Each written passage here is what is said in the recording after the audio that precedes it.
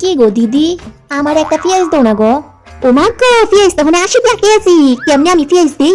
এক কাজ করি, শুধু একটা দেখে নিয়ে দেলাই। ও দিদি, একটা পেঁয়াজ লও না। আচ্ছা দাঁড়াও, আমি লই আইতাছি। দিদি তো কোন পেঁয়াজটা শুধু? এ তো এইটা ঠিক আছে।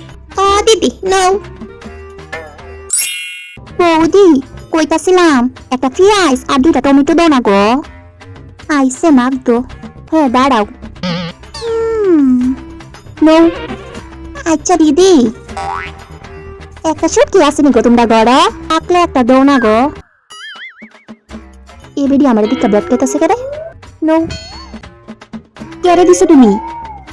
আরে দিদি, তোমরা গড়া একটা রসুন হইবনি গো। হ্যাঁ বাবু আনলে দেলাম।